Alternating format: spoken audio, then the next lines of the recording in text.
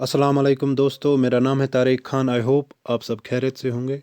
और आज का जो हमारा लेक्चर है, ये है lecture third on Indian parliament. Clear. और इंडियन पार्लियामेंट को हम क्या कहते हैं? भारतीय संसद। ठीक। तो लास्ट लेक्चर में हमने क्या पढ़ा था? लास्ट लेक्चर में हमने पढ़ा था प्रिजाइडिंग ऑफिसर जो पार्लियामेंट में होते हैं। उसमें हमने क्या देखा था? स्पीकर देखा था, डिप्टी स्पीकर हमने पढ़ा था, चेयरपर्सन ऑफ राज्यसभा पढ़ा था, डिप्टी चेयरमैन ऑफ राज्यसभा पढ़ा था, panel of vice chairperson and chairperson. Clear. तो आज हम पढ़ेंगे सेशंस ऑफ पार्लियामेंट, क्योंकि पार्लियामेंट में डिफरेंट सेशंस होते हैं, इनको हम डिस्कस करेंगे। फिर डिवाइस ऑफ पार्लियामेंट पढ़ेंगे। तो सेशंस ऑफ पार्लियामेंट जो है, ये आज हमारा टॉपिक है। देखिए, इस टॉपिक को स्टार्ट करने से पहले यहाँ पे हम थोड़ा सा चीज़ों को समझ लेते हैं। देखिए, मैंने कहा था कि पार्लियामेंट में हमारे पास तीन है। एक तो है लोकसभा, राज्यसभा और प्रेसिडेंट ऑफ इंडिया है। ये पार्लियामेंट में है। अगर हमें कोई कहेगा कि पार्लियामेंट कंसिस्ट्स ऑफ, तो पार्लियामेंट कंसिस्ट्स ऑफ, इसमें से एक तो लोकसभा है हमारे पास, देन वी हैव राज्यसभा जिसको हम अपर हाउस कहते हैं, और लोकसभा को कहते हैं lower house, and we have a president of India. Although president जो है, he is not the member of parliament, but he is the important figure and integral part of parliament of India. Clear. क्योंकि ये question एक बार आया भी है कि parliament consists of, नीचे होगा Lok Sabha, Rajya Sabha, both Lok Sabha, Rajya Sabha and president, फिर होगा प्रेसिडेंट और लोकसभा। तो आंसर है तीनों है, लोकसभा, राज्यसभा एंड प्रेसिडेंट। अब प्रेसिडेंट क्या करता है? प्रेसिडेंट का भी कोई काम है इस पार्लियामेंट में। देखिए, प्रेसिडेंट करता है, ये टाइम टू टाइम समन करता है किनको? ईच हाउस ऑफ पार्लियामेंट को मीटिंग के लिए कि आप आ जाओ। मतलब प्रेसिडेंट जो है, ही समानस, जो समन होती है मतलब बुलाता है किनको? लोकसभा को और राज्यसभा को, दोनों को प्रेसिडेंट बुलाता है पार्लियामेंट में। क्लियर। अब जब लोकसभा और राज्यसभा पार्लियामेंट में आए, किसने बुलाया? समन किसने किया? प्रेसिडेंट ऑफ इंडिया ने। समन कौन करता है both the houses of parliament को? That is president of India. अब ये both the houses of parliament आए, पार्लियामेंट में हो गई फर्स्ट सिटिंग हो गई। क्लियर यहाँ तक। उसके बाद ये चलती रहेगी, ये सिटिंग चलेगी। ठीक। इसमें डिफरेंट मीटिंग्स आएंगे, बाकी चीज़ें। फर्स्ट सिटिंग जब होगी स्टार्ट, उसके बाद ये कुछ टाइम तक चलेगी, देन इसका प्रोरोगेशन हो जाएगा। प्रोरोगेशन का मतलब होता है कि ये ख़त्म हो जाएगा, ये सेशन ख़त्म हो जाएगा। सिटिंग से लेकर प्रोरोगेशन तक ये जो टाइम गैप है, इसको हम कहते हैं सेशन। क्लियर। तो सेशन हम किसको कहते हैं? पहले समन करता है कौन? President of India, both the houses of parliament को। उसके बाद सेशन जो होती है, सेशन किसको हम कहते हैं? ये गैप होती है from the first sitting of the both the houses of parliament till it is prorogation. Prorogation का मतलब होता है जब ये सेशन खत्म होता है। क्लियर। प्रोरोगेशन का मतलब होता है एंड, यानी both the houses of parliament यहाँ पे मिले, उसके बाद कहाँ तक? प्रोरोगेशन तक ये चलता रहा। ठीक। उसके बाद ये जो गैप है, time gap between the first sitting of house and the prorogation, इसको हम कहते हैं सेशन ऑफ पार्लियामेंट। या हम सेशन ऑफ पार्लियामेंट हम कहेंगे is the period spanning between the first sitting of a house and it is prorogation. Prorogation किसको हम कहते हैं? कि एंड हुआ है ये सेशन। क्लियर। अब यहाँ पे और एक चीज़ है, और दूसरी चीज़ यहाँ पे है कि मैक्सिमम गैप जो इन सेशंस में होगी। यूजुअली 3 सेशंस होते हैं हमारे पास। बजट सेशन होता है, मॉनसून सेशन होता है और विंटर सेशन होता है। क्लियर। लेकिन सेशंस के बीच में मैक्सिमम गैप जो होनी चाहिए, that should be only not more than 6 months. 6 महीनों से ज़्यादा सेशंस में गैप नहीं होनी चाहिए। इसका मतलब 12 महीनों में, यानी एक साल में एट लीस्ट पार्लियामेंट में 2 सेशंस होनी चाहिए। That means that the parliament should meet at least twice a year. Clear. अब सेशन क्या हमने याद रखा? सेशन हमने एग्जाम पॉइंट ऑफ व्यू से ये याद रखो, सेशन क्या होता है? सेशन होता है, it is the period spanning between the first sitting of house and its prorogation, या डिज़ोल्व अगर हो जाएगा लोकसभा तब तक, क्योंकि उससे भी एंड होता है सेशन। क्लियर? या प्रोरोगेशन, जो प्रोरोगेशन का मतलब होता है कि ऑफिशियली एंड हुआ ये। ठीक है यहाँ तक? तो session is the period spanning between first sitting of the house and it is prorogation. और समन कौन करता है? प्रेसिडेंट ऑफ इंडिया करता है। क्लियर? अब है रिसेस की बात। देखिए रिसेस की बात क्या है। रिसेस का मतलब होता है फर्स्ट सिटिंग हुई, उसके बाद प्रोरोगेशन तक जो ये टाइम गैप है इसको हम कहते हैं सेशन। और इस सेशन में डिफरेंट मीटिंग्स होती रहती है, ठीक है ना, पर डे। फिर अगर हम देखेंगे इसमें सिटिंग्स भी होती रहती है इन मीटिंग्स में। मतलब मॉर्निंग में अगर हम देखेंगे, अगर हम मॉर्निंग की सिटिंग देखेंगे तो वो 11 से 1 बजे तक होती है। फिर पोस्ट लंच सिटिंग होती है पार्लियामेंट के मेंबर्स की 2 से 6 बजे तक। तो हमने क्या समझा कि फर्स्ट सिटिंग से लेकर प्रोरोगेशन तक ये जो एंड यहाँ पे होता है, तो ये होता है हमारे पास सेशन। और सेशन में क्या होती है? डिफरेंट मीटिंग्स होती है, सिटिंग्स होती है। क्लियर? फिर जो प्रोरोगेशन हुआ, एंड हुआ, इस प्रोरोगेशन से लेकर जब रीअसेंबली हो जाएगी, मतलब रीअसेंबल हो जाएगा हाउस, नए से मिलेगा, तो ये जो पीरियड है ना इसको हम कहते हैं रिसेस। क्लियर? तो यहाँ पे मैंने मेंशन किया है the period spanning between the prorogation of house and it is reassembly in a new session, इसको हम कहते हैं रिसेस। ठीक? और सेशन हम कहते हैं period spanning between the first sitting of house और प्रोरोगेशन, इसको हम कहते हैं सेशन। क्लियर यहाँ तक? अब है बात एडजॉर्नमेंट की। देखिए एडजॉर्नमेंट क्या होता है, एडजॉर्नमेंट और एडजॉर्नमेंट संडाई। देखिए अब ये एडजॉर्नमेंट है ना और एडजॉर्नमेंट संडाई है, ये दो कंसेप्ट है, इनको हम यहाँ पे समझ लेते हैं। मैंने कहा सेशन होता है पार्लियामेंट का सेशन। क्लियर? और सेशन में डिफरेंट मीटिंग्स होती है। सॉरी, एक मिनट। सेशन होता है पार्लियामेंट का और इसमें डिफरेंट मीटिंग्स होती है और मीटिंग में डिफरेंट सिटिंग्स होती है। एक सिटिंग होती है जो 11 से लेकर 1 बजे तक होती है, मेंबर्स पार्लियामेंट में बैठते हैं। उसके बाद दूसरी जो होती है पोस्ट लंच के बाद, उसके बाद लंच किया एमपीज़ ने, उसके बाद 2 से लेकर 6 बजे तक होती है शायद अप्रॉक्सीमेट। तो इनको हम सिटिंग्स कहते हैं। क्लियर?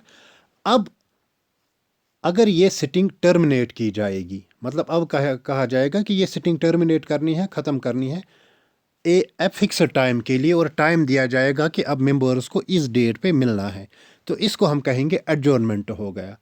कि एडजॉर्नमेंट क्या करती है? ये सिटिंग ऑफ द पार्लियामेंट जो है उसको टर्मिनेट करती है for a fixed period of time.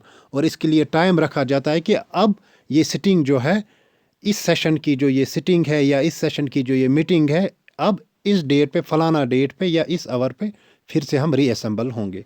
तो इससे सेशन पे कोई असर नहीं पड़ता है, लेकिन ये जो सिटिंग है ये टर्मिनेट होती है किससे? एडजॉर्नमेंट से। अब अगर एडजॉर्नमेंट सेंड आए हुआ, मतलब कि ये सिटिंग तो टर्मिनेट हुई, मगर ये नहीं कहा गया कि किस डेट पे मिलना है, इनडेफिनाइट पीरियड के लिए रखा गया। क्लियर? तो उससे क्या होता है, एडजॉर्नमेंट सेंड आए से क्या होता है कि ये मीटिंग, ये सिटिंग जो होती है, इसको टर्मिनेट किया जाता है, not for a fixed period of time. कोई डेट नहीं रखा जाता कि इस टाइम पे मेंबर्स को आना है। क्लियर? लेकिन इस एडजॉर्नमेंट से क्या होता है, इससे सेशन पे कोई असर नहीं पड़ता। क्लियर? अब यहाँ पे मैंने लिखा है, अब ये हम चीज़ें पढ़ते हैं, इससे आपको चीज़ें अच्छे से क्लियर हो जाएंगी। देखिए एडजॉर्नमेंट क्या होता है, ए सेशन ऑफ पार्लियामेंट में ये जो सेशन होता है वहाँ पे मैनी मीटिंग्स होती है, और ईच मीटिंग में 2 सिटिंग्स होती है। एक होती है मॉर्निंग सिटिंग, यानी 11 बजे से लेकर 1 बजे तक एमपीज़ डिस्कशन करते हैं लॉज पे, बिल्स पे। उसके बाद लंच करते हैं। फिर पोस्ट लंच सिटिंग होती है 2 से लेकर 6 बजे तक। ये जो सिटिंग होती है किसकी? पार्लियामेंट की। इसको ख़त्म किया जा सकता है, टर्मिनेट किया जा सकता है एडजॉर्नमेंट से या एडजॉर्नमेंट साइंडाई से, एडजोर या प्रोरोगेशन से या डिसोल्यूशन से। क्लियर? मतलब इस सिटिंग को ख़त्म किया जा सकता है किससे? एडजॉर्नमेंट से या एडजॉर्नमेंट साइंडाई से या प्रोरोगेशन से, क्योंकि प्रोरोगेशन तो सेशन ही ख़त्म करती है। ओब्वियसली सेशंस में मीटिंग्स आती है, मीटिंग्स में सिटिंग्स आती है, और जब सेशन ही ख़त्म हुआ तो मीटिंग्स और सिटिंग्स तो ओब्वियसली ख़त्म हो जाएंगी। या डिज़ोल्व अगर लोकसभा हो जाएगा तो उस केस में भी तो पूरा सेशन ख़त्म होगा, मीटिंग की तो बात ही नहीं। तो अब हमने क्या समझा, एडजोर्नमेंट में क्या होता है कि adjournment terminates the meetings, it terminated the sittings of the house. Clear. और टर्मिनेट कैसे होगा, कौन टर्मिनेट होगा, ये जो मीटिंग या सिटिंग ऑफ द हाउस है ये टर्मिनेट हो सकता है किससे, एडजोर्नमेंट से हो सकता है, प्रोरोगेशन से हो सकता है, क्योंकि प्रोरोगेशन से क्या होता है सेशन ही ख़त्म होता है तो मीटिंग की तो बात ही नहीं है, या अगर डिज़ोल्व होगा लोकसभा तो उस केस में भी। एडजोर्नमेंट जो होता है ये सस्पेंड करता है जो पार्लियामेंट की सिटिंग होती है, चाहे मॉर्निंग सिटिंग हो या इवनिंग सिटिंग हो या पोस्ट लंच सिटिंग हो, ये एडजोर्नमेंट उसको सस्पेंड करता है, टर्मिनेट करता है for a fixed period of time या स्पेसिफाइड पीरियड ऑफ टाइम कि भाई अब इन मेंबर्स को फलाना डे पे, फलाना वीक पे, फलाना आवर पे मिलना है।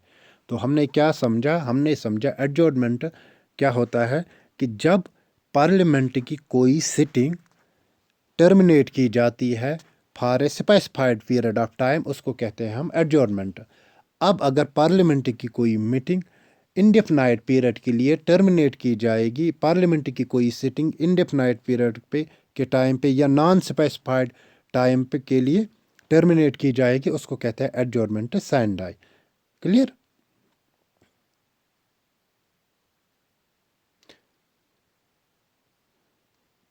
उसके बाद है समॉनिंग। समॉनिंग मैंने आपको अभी कहा ये मोस्ट इंपॉर्टेंट है एग्जाम पॉइंट ऑफ व्यू से, इसको ज़रूरी याद रखना। देखिए समॉनिंग क्या होती है, president from time to time summons each house of the parliament to meet. ये जो मैंने अभी आपको कहा, समन का मतलब होता है बुलाना दोनों हाउसेस को पार्लियामेंट में। तो ये कौन समन कौन करता है both the houses of parliament को, that is president of India. क्योंकि क्वेश्चन में ये आ सकता है कि who summons the both the houses of the parliament, that is president of India. But the maximum gap between two sessions of parliament cannot be more than 6 months. अगर gap रखनी है दो सेशंस में, पहले एक सेशन हुआ उसके बाद अगर गैप रखनी है दूसरे सेशन के लिए तो वो ज़्यादा से ज़्यादा 6 महीने रख सकते हैं, 6 महीने से ज़्यादा नहीं। 6 महीने के बाद दूसरा सेशन करना ही करना है। तो इसका मतलब साल में 12 महीने होते हैं, तो 2 बार तो एट लीस्ट साल में सेशंस करने ही है। पार्लियामेंट को 2 बार साल में मतलब मीट करना ही करना है। In other words the parliament should meet at least twice a year, क्योंकि 6 मंथ मैक्सिमम 6 मंथ गैप रखा गया है एक सेशन से लेकर दूसरे सेशन तक, इससे ज़्यादा नहीं। तो जब ये गैप रखी गई है इसका मतलब 12 महीनों में parliament should meet at least twice a year. और यूजुअली क्या हम देखते हैं हमारे पार्लियामेंट में 3 सेशंस होते हैं। कितने सेशंस होते हैं? 3। एक है बजट सेशन होता है फेब से मई तक, मॉनसून सेशन होता है जुलाई से सितंबर तक, और विंटर सेशन होता है नवंबर से दिसंबर तक। क्लियर। ये एडजोर्नमेंट सैंडाई मैंने आपके साथ अभी डिस्कस किया कि एडजोर्नमेंट सैंडाई का क्या मतलब होता है, जो टर्मिनेट करती है sitting of parliament for indefinite period. Clear. ये तो मैंने आपके साथ अभी डिस्कस किया। उसके बाद है प्रोरोगेशन। प्रोरोगेशन का मतलब होता है कि प्रोरोगेशन का मतलब ये होता है कि इससे जो सेशन है सेशन कंप्लीट होता है, सेशन एंड होता है। और ये कौन करता है? ये इशू करता है कौन? Notification, that is president of India. Clear. यहां तक इसका मतलब अब यहां पे हम कुछ चीजें समझ लेते हैं।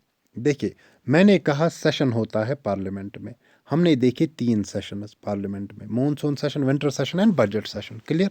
मैंने ये भी कहा there should be on the maximum gap between the session should be 6 months. तो साल में कम से कम 2 बार सेशंस होने चाहिए, 2 बार पार्लियामेंट साल में मीट करना चाहिए। और मैंने कहा समन कौन करता है both the house of parliament को, लोकसभा एंड राज्यसभा को, वो करता है प्रेसिडेंट। और समन का मतलब क्या होता है कि आ जाओ पार्लियामेंट में, both the house of the parliament, चाहे राज्यसभा हो या लोकसभा हो। समन का मतलब होता है बुलाना, ठीक, पार्लियामेंट्री लैंग्वेज में। उसके बाद क्या हमने देखा अब इस सेशन में डिफरेंट मीटिंग्स होती है और डिफरेंट सिटिंग्स होती है। सिटिंग्स का मतलब क्या होता है कि जो एमपीज होते हैं वहाँ पे 2 सिटिंग्स होती है दिन में, एक तो 11 से 1 बजे, 11 से 1 तक, उसके बाद पोस्ट लंच सिटिंग होती है 2 से 6 तक। क्लियर। और इस सिटिंग को अगर टर्मिनेट करना होगा, ख़त्म करना होगा तो उसके लिए क्या होता है? एडजॉर्नमेंट होता है।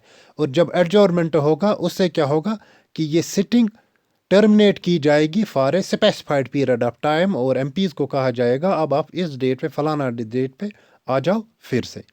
यानी एक टाइम स्पेसिफाइड टाइम दिया जाता है इस टर्मिनेशन को।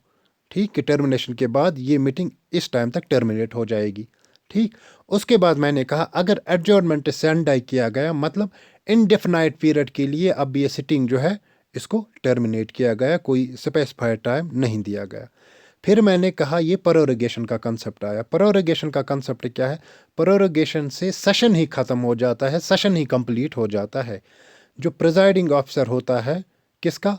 Both the houses of parliament का, जैसे स्पीकर होता है लोकसभा का और चेयरमैन होता है किसका? राज्यसभा का। जब इनको लगेगा कि अब हमारा सेशन कंप्लीट हो गया, पार्लियामेंट का सेशन, उसके बाद ये एडजॉर्नमेंट साइन डाई करते हैं। मतलब ये टर्मिनेट करते हैं सिटिंग, जो इनके सेशन की लास्ट सिटिंग होती है उसको अब ये टर्मिनेट करते हैं for indefinite period of time. क्योंकि एडजॉर्नमेंट सेंड डाई से क्या होता है, सिटिंग ऑफ ए सेशन जो है वो टर्मिनेट होती है for a indefinite period of time. जब इनको लगा कि सेशन कंप्लीट हुआ उसके बाद इन प्रिजाइडिंग ऑफिसर्स ने क्या किया, इन लोगों ने अपने हाउस को एडजॉर्नमेंट सेंड डाई किया, यानी अपने सेशन की सिटिंग को for a indefinite period adjourn किया, टर्मिनेट किया। उसके बाद क्या करता है काम, प्रेसिडेंट एक नोटिफिकेशन इशू करता है कि अब ये सेशन ही कंप्लीट ख़त्म हो गया, सेशन ही कंप्लीट हो गया। इसका मतलब प्रोरोगेशन से क्या होता है, सेशन ही एंड होता है, सेशन ही कंप्लीट होता है। क्लियर? और ये प्रोरोगेशन कौन करता है? प्रोरोगेशन करता है प्रेसिडेंट ऑफ इंडिया। और समन कौन करता है? समन भी करता है प्रेसिडेंट ऑफ इंडिया। क्लियर? तो ये इंपॉर्टेंट है आपके एग्जाम पॉइंट ऑफ व्यू से। उसके बाद है दोस्तों कोरम। कोरम का मतलब होता है कि अगर जो भी ट्रांजैक्ट बिजनेस करनी हो, हाउस में कोई डिस्कशन करना हो, ठीक, तो उसके लिए मेंबर्स कितने होने चाहिए। इसमें आप एग्जाम पॉइंट ऑफ व्यू से याद रखना कि 1/10 मेंबर्स होने चाहिए एक हाउस में, जो टोटल नंबर ऑफ मेंबर्स है उस हाउस में। क्लियर? Including presiding officer. क्योंकि वहाँ पे क्वेश्चन अगर आएगा ना कि कोरम के रिलेटेड क्वेश्चन आएगा तो वो ये सिंपली वहाँ पे ये आएगा कि कोरम की मीनिंग क्या है, ऐसा कुछ नहीं आएगा। सिंपली ये आएगा कि कोरम कितना होना चाहिए एक हाउस में टू ट्रांजैक्ट एनी बिजनेस। तो वो 1/10 होना चाहिए of the total number of members. जो टोटल नंबर ऑफ मेंबर्स है ईच हाउस में, उनका जो 1/10 बनेगा उतना ही आएगा, इंक्लूडिंग प्रिजाइडिंग ऑफिसर। उसके बाद है दोस्तों lame duck session. Lame duck session का मतलब ये होता है कि फॉर इंस्टेंस एक लोकसभा आया, उसके बाद लोकसभा एक है, नई इलेक्शंस हो गए और नया लोकसभा अब चुन के आ रहा है। ठीक, इस लोकसभा जो एग्जिस्टिंग लोकसभा है इसकी टेन्योर ख़त्म होने वाली है, अब नए इलेक्शंस हो गए, नया लोकसभा आने वाला है। अब जो मेंबर इस नए लोकसभा में इलेक्ट नहीं हुए, री इलेक्ट नहीं हुए नए लोकसभा के लिए, जो अब पुराने लोकसभा के जो ना एग्जिस्टिंग लोकसभा के मेंबर्स हैं, जो अब नए लोकसभा में री इलेक्ट नहीं हुए इलेक्शन के बाद, इनको हम कहते हैं, इन पुराने लोकसभा के मेंबर्स को who could not get re-elected to the new Lok Sabha, तो इनको हम कहते हैं लैम डक्स। तो ये आप यहाँ पे याद रखना, lame ducks are those members of existing Lok Sabha who could not get re-elected to the new Lok Sabha, they are called lame ducks. Clear? और उनका जो सेशन होता है उसको हम कहते हैं लैम डक सेशन। अब है दोस्तों डिवाइसेस ऑफ पार्लियामेंट। क्लियर? कि डिफरेंट डिवाइस हम पार्लियामेंट में यूज़ करते हैं, किसके लिए?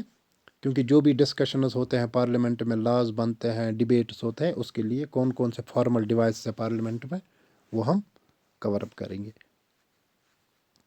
फर्स्ट है क्वेश्चन आवर। देखिए क्वेश्चन आवर की बात अगर हम करेंगे, जो क्वेश्चन आवर होता है, फर्स्ट आवर जो होता है एवरी पार्लियामेंट्री सिटिंग का, पार्लियामेंट में एमपीज बैठे, जो फर्स्ट आवर होगा उसको हम कहते हैं question hour. Clear? Simply exam point of view से ये पहली वाली लाइन आप याद रखना। क्वेश्चन आवर क्या होता है? ये फर्स्ट आवर होता है एवरी पार्लियामेंट्री सिटिंग का। पार्लियामेंट में एमपीज बैठे हैं, जो सिटिंग है पार्लियामेंट्री की, जो पहला आवर है इस सिटिंग का, उसको हम कहते हैं क्वेश्चन आवर। और इस क्वेश्चन आवर के टाइम पे क्या होता है कि मेंबर्स जो होते हैं वो क्वेश्चंस करते हैं किनको, मिनिस्टर्स को, क्योंकि सारे एमपीज तो मिनिस्टर्स नहीं होते हैं ना। अगर हम देखेंगे एमपी जो होते हैं इन्हीं में से फिर कौंसिल ऑफ मिनिस्टर्स बनते हैं, क्योंकि कौंसिल ऑफ मिनिस्टर्स एमपी भी होते हैं, लेकिन सारे एमपीज मिनिस्टर्स नहीं होते। जो एमपीज मिनिस्टर्स नहीं होते इनको हम कहते हैं प्राइवेट मेंबर्स। क्लियर। और ये एमपीज रहते हैं, ये सिर्फ एमपीज होते हैं। और कौंसिल ऑफ मिनिस्टर्स एक तो एमपीज होते हैं और मिनिस्टर्स भी होते हैं, और इनके पास फिक्स्ड डिपार्टमेंट्स के पोर्टफोलियोज होते हैं। क्लियर। तो यहाँ पे क्या होता है, ये जो मेंबर्स होते हैं एमपीज, ये क्वेश्चंस करते हैं किनको, मिनिस्टर्स को। ठीक। और मिनिस्टर्स इनको आंसर्स देते हैं किसी डिबेट पे, किसी डिस्कशन पे, किसी इशू पे, किसी पॉलिसी पे, किसी लॉ पे। तो ये डिबेट्स चलते रहते हैं कहाँ पे, पार्लियामेंट में। और क्वेश्चन जो इस क्वेश्चन आवर में पूछे जाते हैं ये तीन तरह के होते हैं। एक होता है स्टेरड, दूसरा होता है अनस्टेरड, तीसरा होता है शॉर्ट नोट्स क्वेश्चन।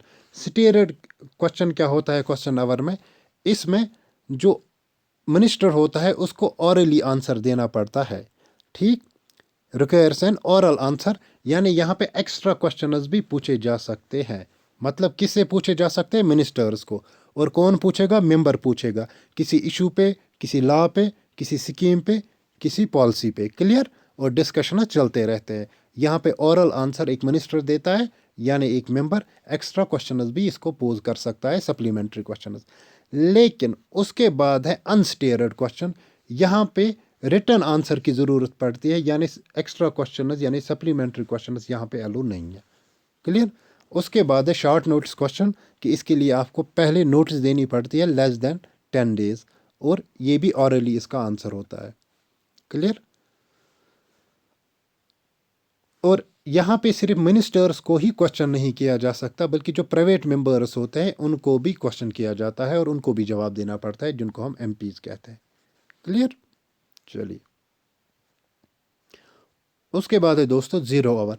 अब क्वेश्चन आवर जब खत्म हुआ, ठीक है ना, जीरो आवर जो है ये स्टार्ट होता है कहाँ से, क्वेश्चन आवर जब खत्म हुआ उसके बाद ये स्टार्ट होता है until the agenda of day. मतलब जब तक ये सिटिंग चलेगी तब तक फिर जीरो आवर चलेगा।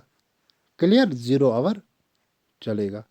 क्वेश्चन आवर के बाद कौन सा आवर स्टार्ट होगा, जीरो आवर स्टार्ट होगा, और कब तक चलेगा, until the agenda of day, जब तक ये सिटिंग चलेगी। या हम ये भी कह सकते हैं कि जो टाइम गैप होती है between question our and the agenda of day, जब तक सिटिंग चलेगी, इसको हम कहते हैं जीरो आवर। और याद रखना एग्जाम पॉइंट ऑफ व्यू से दोस्तों, यहाँ पे आप एग्जाम पॉइंट ऑफ व्यू से आप यहाँ पे ये याद रखना, first hour of every parliamentary sitting is known as question hour. और इसमें तीन तरह होता है। स्टेरड में सिर्फ ओरल आंसर दिया जाता है और सप्लीमेंट्री क्वेश्चन कहे जा सकते हैं। अनस्टेरड में रिटर्न आंसर की ज़रूरत पड़ती है, यानी सप्लीमेंट्री क्वेश्चन नहीं कहे जा सकते। क्लियर। और जीरो आवर जो होती है ये टाइम गैप होती है between the question our and agenda of the day, जब तक सिटिंग चलेगी। और मोस्ट इम्पॉर्टेंट जो इसमें है दोस्तों, दैट इज ये इंडियन इनोवेशन है। Zero hour is an Indian innovation. Clear यहां तक। उसके बाद है दोस्तों मोशंस। देखिए मोशंस क्या होता है कि मोशंस, अगर हम मोशंस की बात करेंगे, ये वो मोशन नहीं है कि जो हम साइंस में पढ़ते हैं, बल्कि ये पार्लियामेंट्री मोशंस है। यहाँ पे ये मतलब है इसका कि अगर कोई भी डिस्कशन जो स्टार्ट होता है पब्लिक इम्पोर्टेंस पे, कहाँ पे, पार्लियामेंट में, तो उसके लिए एक मोशन क्रिएट की जाती है। ठीक है ना, with the consent of presiding officer. किसी एमपी को किसी चीज़ पे डिस्कशन करना होगा, और कैसे डिस्कशन करना होगा उसके लिए उसको एक मोशन मूव करनी पड़ेगी to raise the discussion. Clear. अब यहाँ पे तीन तरह के मोशंस है। यहाँ पे एक मोशन है जिसको हम कहते हैं सबस्टेंटिव मोशन। सबस्टेंटिव मोशन क्या होता है कि कोई वेरी इंपॉर्टेंट या अर्जेंट मैटर है, या इंपॉर्टेंट मैटर है लाइक इम्पीचमेंट ऑफ प्रेसिडेंट या removal of chief election commissioner, इनके रिलेटेड अगर कोई डिस्कशन करना है, कोई मोशन लानी है, तो उसके लिए जो हम मोशन लाएंगे उसको हम कहते हैं सबस्टेंटिव मोशन। यानी कोई इंपॉर्टेंट मैटर है जैसे इम्पीचमेंट ऑफ प्रेसिडेंट है, या यानी प्रेसिडेंट को इम्पीच करना है, रिमूव करना है।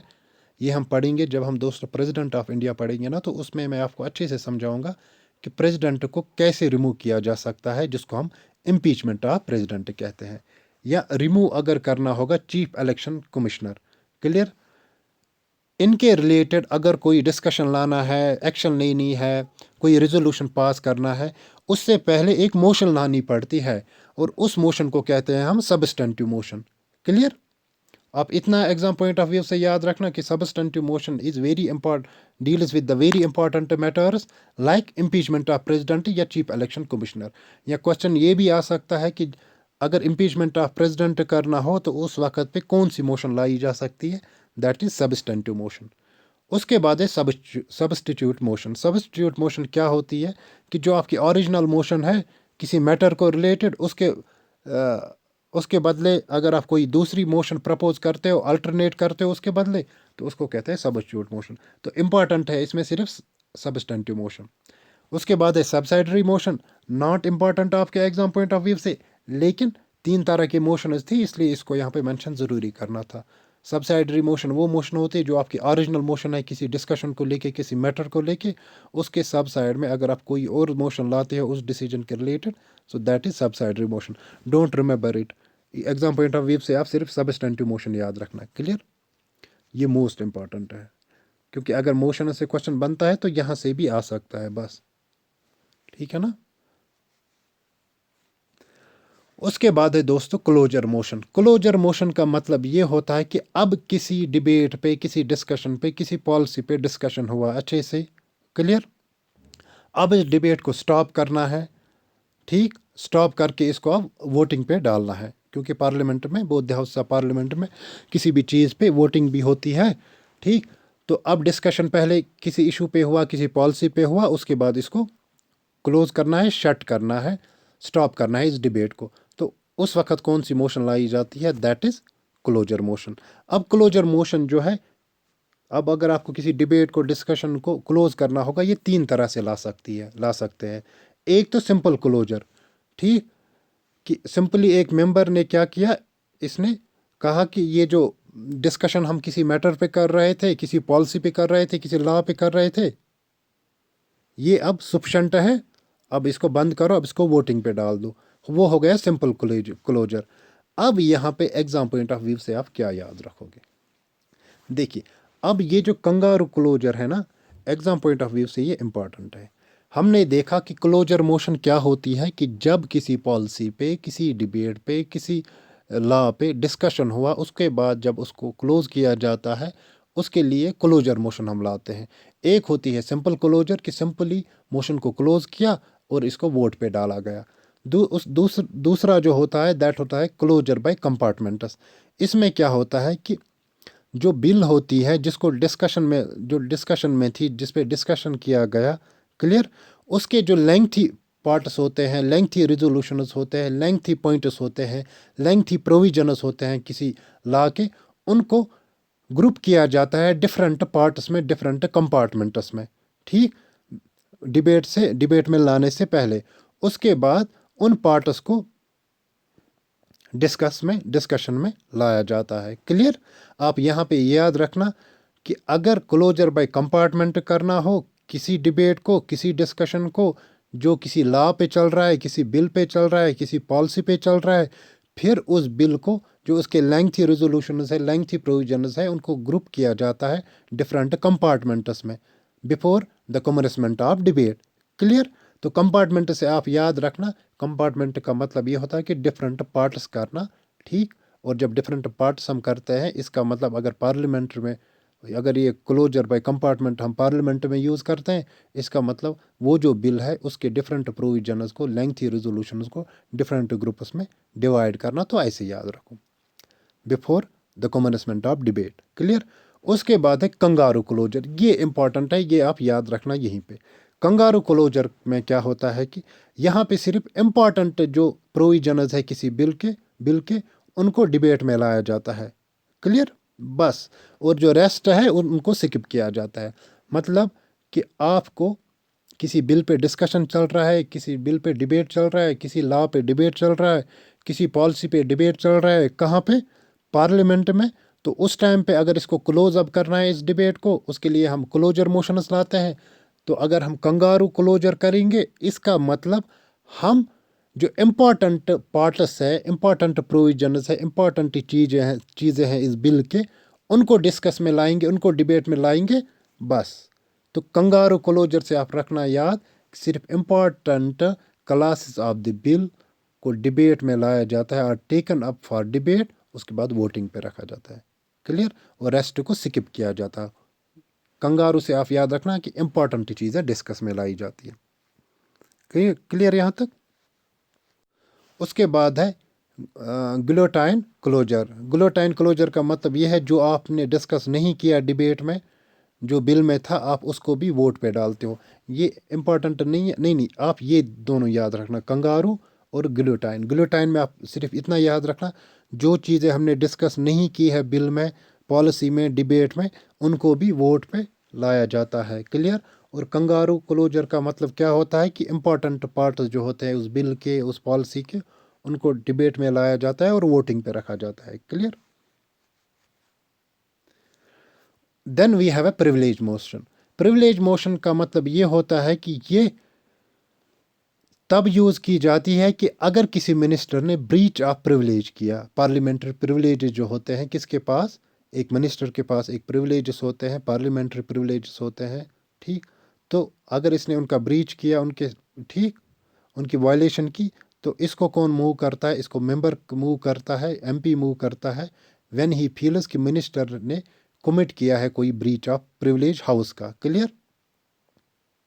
उसके बाद यानी एक मिनिस्टर ने डिस्टॉर्टेड फैक्ट्स लाए किसी बिल में, या किसी डिबेट पे अननेसेसरी चीज़ें कही, या रॉन्ग इन्फॉर्मेशन दी किसी मिनिस्टर ने डिस्कशन के दौरान। क्लियर? या किसी बिल पे रॉन्ग इन्फॉर्मेशन दी, रॉन्ग फैक्ट्स दिए, गलत इन्फॉर्मेशन दी, गलत चीज़ें कही, तो उस वक्त प्रिविलेज मोशन यूज़ की जाती है, और इसको एक मेंबर यूज़ करता है उस मिनिस्टर के खिलाफ जिसने ये ब्रीच ऑफ प्रिविलेज किया हो। और इसका मतलब भी है, जो ये प्रिविलेज मोशन है, इसका एम ही है कि सेंसर करना कंसर्नड मिनिस्टर्स को, ताकि ये डिस्टॉर्टेड फैक्ट जो है, गलत फैक्ट्स, गलत इन्फॉर्मेशन डिबेट में ना लाए या बिल में ना लाए। और ये मेंबर करता है use against the ministers. Clear? अब यहाँ पे है दोस्तों नो कॉन्फिडेंस मोशन। ये नो कॉन्फिडेंस मोशन दोस्तों जो है, ये मोस्ट इंपॉर्टेंट है। क्लियर? देखिए, आर्टिकल 75 क्या कहता है? आर्टिकल 75 कहता है कि काउंसिल ऑफ मिनिस्टर जो होते हैं, ये कलेक्टिवली रिस्पॉन्सिबल है किसको? लोकसभा को। क्लियर? अब यहाँ पे चीज़ें हम समझ लेते हैं। देखिए, अगर हम लोकसभा की बात करेंगे तो हमारे पास एमपीज होते हैं ना, मेंबर ऑफ पार्लियामेंट, और हमारे पास काउंसिल ऑफ मिनिस्टर्स होते हैं। ये जब हम काउंसिल ऑफ मिनिस्टर्स पढ़ेंगे वहाँ पे आपको ये अच्छे से समझ आएगा। हमारे पास एमपीज होते हैं और हमारे पास काउंसिल ऑफ मिनिस्टर्स होते हैं। देखिए, यहाँ पे हम समझ लेते, 140 करोड़ पॉपुलेशन जो है अप्रॉक्सीमेट इंडिया की, ठीक है ना, इनको रिप्रेजेंट कौन करते हैं? इनको रिप्रेजेंट करते हैं मेंबर ऑफ पार्लियामेंट, एमपीज, है कि नहीं? अब ये एमपीज अगर हम लोकसभा की बात करेंगे, वहाँ पे है हमारे पास 543 एमपीज। 545 थे, दो एंग्लो इंडियन के जो मेंबर्स आते थे, उनके रिजर्वेशन को स्टक डाउन किया गया। तो नाउ टोटल स्ट्रेंथ हमारे पास कितनी है? 543 लोकसभा में। अब फिर मिनिस्टर्स होते हैं। मिनिस्टर्स थोड़ी 543 होंगे मिनिस्टर्स। इसके बाद मिनिस्टर्स आते हैं काउंसिल ऑफ मिनिस्टर्स, जिनका हेड होता है पीएम। उसके बाद आता है कैबिनेट, उसके बाद आता है किचन कैबिनेट। क्लियर? यानी पीएम फिर हम कहेंगे यहाँ पे। यानी 140 करोड़ लोगों को एमपी रिप्रेजेंट करते हैं। एमपी से ऊपर कौन है? काउंसिल ऑफ मिनिस्टर्स है, क्योंकि इनके पास पोर्टफोलियोज होते हैं डिफरेंट डिपार्टमेंट्स के। फिर कैबिनेट है, जिसमें इंपॉर्टेंट मिनिस्टर्स होते हैं, डिफेंस होता है, फाइनेंस होता है। फिर पीएम कहेंगे हम, या किचन कैबिनेट। यहाँ तक क्लियर? अब इसका मतलब, ये जो काउंसिल ऑफ मिनिस्टर, ये जो एमपीज है, ये किन को रिस्पॉन्सिबल है? यह है 140 करोड़ लोगों को, जिन लोगों ने इन्हें चुना है, जिनके ये रिप्रेजेंटेटिव्स है। क्लियर? अब 140 करोड़ यहाँ की पॉपुलेशन है, इसका मतलब ये नहीं कि 140 ने वोट डाला है, लेकिन रिप्रेजेंटेटिव तो ये पूरे इंडिया को कर रहे हैं ना। फॉर इंस्टेंस, आपने अपनी कॉन्स्टिट्यूंसी से किसी एमपी को चुना है, अपनी टेरिटोरियल कॉन्स्टिट्यूंसी से, वो तो हर एक को वहाँ से रिप्रेजेंट करता है ना एमपी, यहाँ पे पार्लियामेंट में, है कि नहीं? क्योंकि आपने उसको चुना है, पार्लियामेंट में भेजा है ताकि वो आपके लिए लॉज बनाए, पॉलिसीज बनाए, health related, health education related. इसी तरीके से ये एमपी जो है ये किन को रिप्रेजेंट करते हैं? 140 करोड़ लोगों को। और ये काउंसिल ऑफ मिनिस्टर जो है ये किन को रेस्पॉन्सिबल है? एमपीज को। इसीलिए कलेक्टिव रेस्पॉन्सिबिलिटी का मतलब ये होता है कि council of ministers are collectively responsible to the Lok Sabha, यानी एमपीज को। इन 543 एमपीज को ये रेस्पॉन्सिबल है पर्टिकुलरली, और जनरली ये पूरे पार्लियामेंट को रेस्पॉन्सिबल है। क्लियर? अब इन एमपीज को कभी लगा कि ये काउंसिल ऑफ मिनिस्टर्स ये काम सही से नहीं कर रहे हैं। क्लियर? एक बात ये, अब इन एमपीज को कभी लगा ये काउंसिल ऑफ मिनिस्टर्स मतलब they are no longer to fit to hold the responsible positions जहाँ पे ये खड़े हैं, जहाँ पे ये मिनिस्टर्स बने हैं, जो इनको पोर्टफोलियो दिए गए हैं ये उस पे सही से काम नहीं कर रहे हैं। हमें लोगों को, इन 140 करोड़ लोगों को जवाब देना है ये काम क्यों नहीं सही से कर रहे हैं।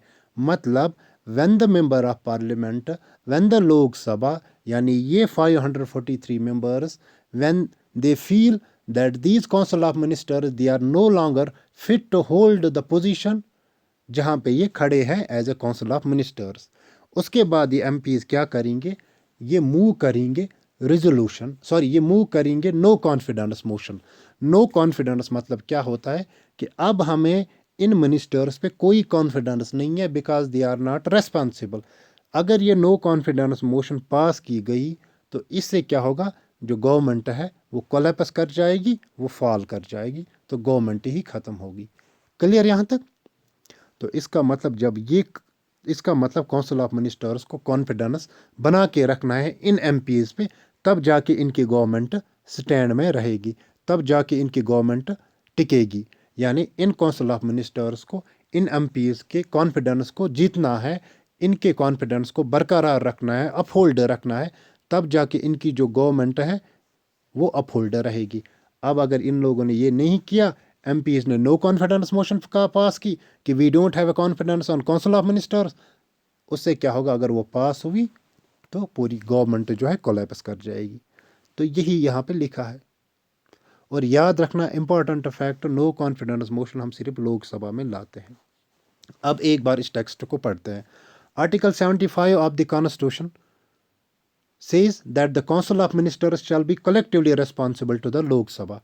It means that ministry stays in office so long as it enjoys confidence of the majority of the members of Lok Sabha, जो मैंने अभी कहा। In other words, the Lok Sabha can remove the ministry, यानी council of ministers, from office by passing no confidence motion. The motion needs support of 50 members to be admitted. Clear? तो इतना ही है। और दोस्तों जब हम पढ़ेंगे ना ये council of ministers article 75 prime minister हम पढ़ेंगे, वहाँ पे हम ये फिर से डिस्कस करेंगे। क्लियर? और याद रखना दोस्तों, ये जो पार्लियामेंट है इंडियन पॉलिटी में ये सबसे बड़ा चैप्टर है। ये दो चैप्टर्स है जो एक तो बहुत इंपॉर्टेंट है और सबसे बड़े भी यही है। एक है पार्लियामेंट ऑफ इंडिया और दूसरा फंडामेंटल राइट्स। और यहाँ से ना मैक्सिमम क्वेश्चन पुट अप होते हैं। इसलिए हम जो भी चीज़ पढ़ेंगे ना पार्लियामेंट में अच्छे से पढ़ेंगे, डिटेल में पढ़ेंगे, उसके बाद रिकैप करेंगे, उसके बाद एमसीक्यूज करेंगे। क्लियर? उसके बाद अगर कहीं पे डाउट रहा है तो उनको भी नेक्स्ट लेक्चर्स में डिस्कस किया करेंगे। आप टेंशन मत ले लो, इंशाल्लाह सिलेबस भी आपका कंप्लीट जल्दी हो जाएगा। क्लियर यहाँ तक? दोस्तों एक चीज़ मुझे याद आया था, तो जब 1952 में आई थिंक, हाँ 1952 में जो इंडिया का फर्स्ट एवर यानी फर्स्ट लोकसभा बना था 1952 में, हाँ, तो उस टाइम क्या हुआ था कि 1963 में पंडित जवाहरलाल नेहरू जो है उसके खिलाफ एक नो कॉन्फिडेंस मोशन लाई गई थी। किसने लाई थी? आचार्य JB कृपलानी ने लाई थी, लेकिन उसको फिर 6-2 वोट्स मिले थे उस नो कॉन्फिडेंस मोशन के फेवर में, लेकिन 347 आई थिंक ने अगेंस्ट किया था उस मोशन के खिलाफ ये ना वोट। तो ये मुझे याद आया। तो पहली बार ये जो नो कॉन्फिडेंस मोशन थी वो 1963 में हमें देखने को मिली थी। ठीक, क्लियर यहाँ तक? तो दोस्तों मिलते हैं नेक्स्ट लेक्चर में, तब तक के लिए अपना ध्यान रखो, ख्याल रखो। Take care.